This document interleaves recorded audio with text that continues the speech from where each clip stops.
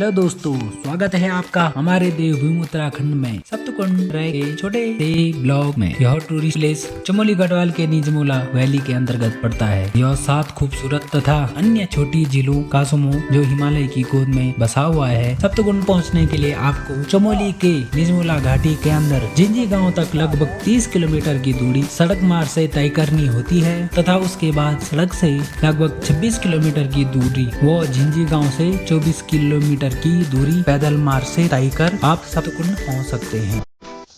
झिंझी गांव से सुबह 7 बजे ट्रैक शुरू करना पड़ता है क्योंकि सप्तकुंड के लिए शुरुआती दौर में कई खड़ी चढ़ाइयों का सामना करना पड़ता है और इसके बाद प्रथम पड़ाव पड़ता है दैणी मंदिर जामुन पानी, जहाँ पर झिंझी से गौछाल गुफा के बीच एकमात्र जल स्रोत होने के कारण सभी आने जाने वाले लोग यहीं पर भोजन करते हैं और तत्पश्चात पटकुड़ी क्षेत्र तक इस ट्रैक की सबसे मुश्किल खड़ी चढ़ाई का सामना करना पड़ता है, जो कि भारी थकान का अनुभव कराती है।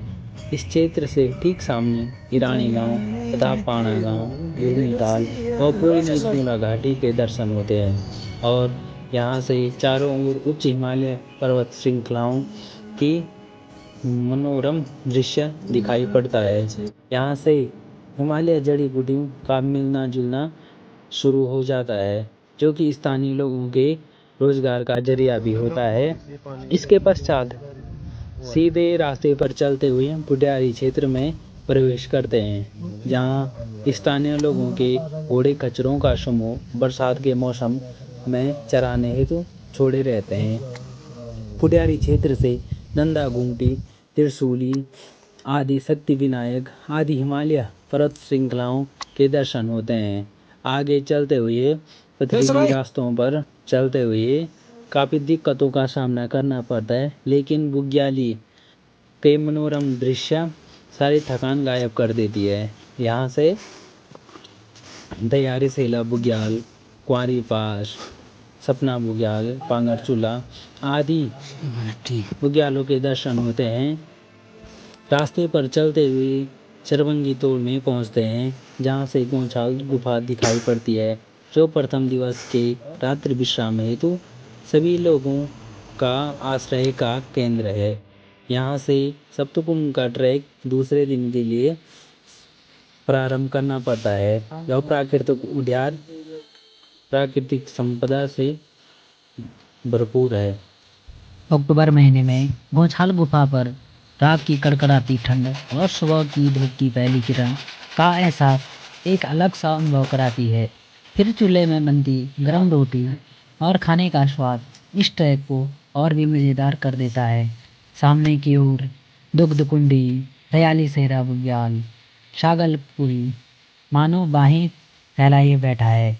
फिर ट्रैक शुरू होकर सिंबे बुग्याल से, जहाँ अनेक छोटी छोटी जलधाराओं का मधुर संगीत की आवाज़ मन की भावनाओं को उदयमान कर देती है और स्वाद में मीठा जल औषधि युक्त जो संजीवनी का काम करता रहता है। अनेक जड़ी बूटियों को अपने में संजोकर यह बुग्याल प्राकृतिक संपदा से भरपूर है।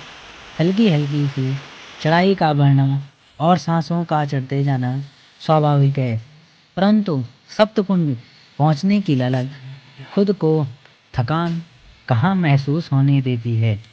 सिंबे बुग्याल से एक रास्ता शक्ति विनायक होते हुए मारखोली, छुरीघाट तथा दौलधारी विनायक होते हुए लाडकर्जन रोड पर मिलकर मोनी रामनी जाता है। कैंची की तरह यह घुमावदार रास्ते इस सफ़र को काफ़ी रोमांचक बना देते हैं। जित्तू पुल तक यह रास्ता काफ़ी सहज मालूम पड़ता है, किंतु 4000 मीटर की ऊंचाई पर चलने के कारण हर किसी की चाल धीमी पड़ जाती है। फिर विश्राम हेतु जित्तूपुरी नामक जगह पर पहुंचते हैं, जहां से एक रास्ता ब्रह्मदान व एक सप्तकुंड के लिए जाता है। फिर सबसे कठिन कार्य ज्योरा गली की चढ़ाई को पार करना है। शायद ज्योरा गली गढ़वाल में इसलिए इसका नाम रखा गया है कि जिसको चढ़ने में साक्षात यमराज के दर्शन हो जाए। अर्थात जिस चढ़ाई को चढ़ने पर सांसों का चढ़ना व हृदय की गति का बढ़ना स्वाभाविक हो जाता है, बड़े भी क्यों नहीं 4000 मीटर की ऊंचाई पर स्थित है, किंतु रास्ते में रंग बिरंगे फूलों का तथा ब्रह्म कमल की पुष्पों का मिलना जो ही प्रारंभ हो जाता है, सारी मुश्किलें आसान हो जाती हैं।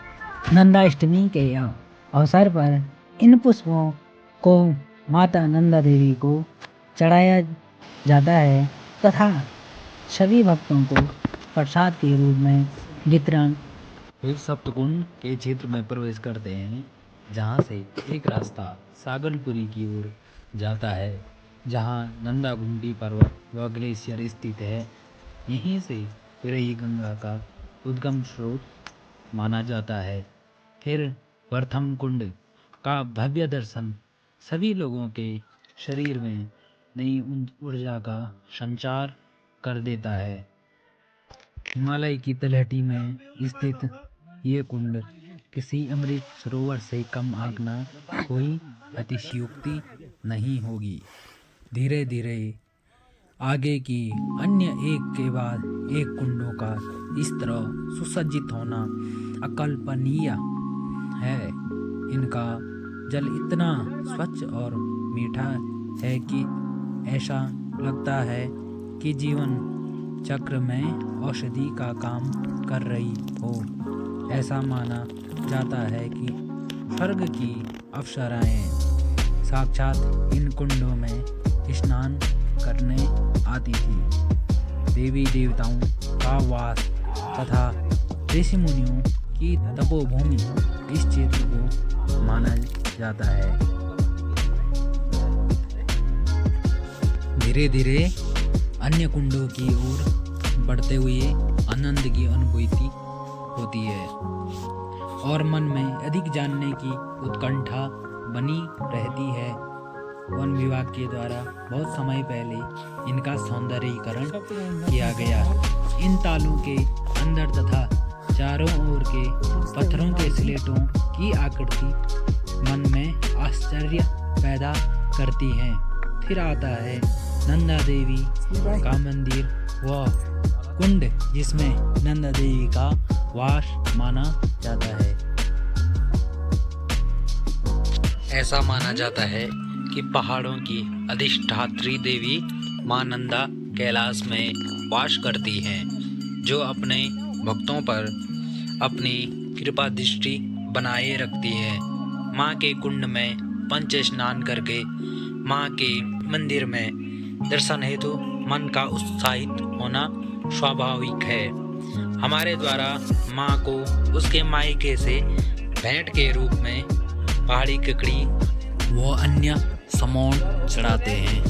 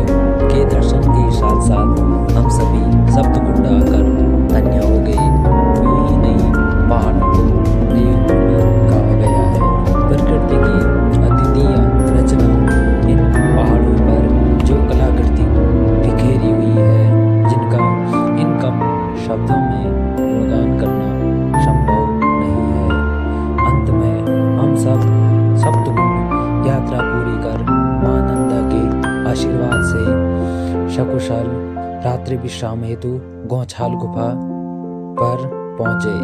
मन में नया एहसास व नई ऊर्जा का संचार लिए हुए सभी साथी अपने गंतव्य की ओर आगे बढ़े।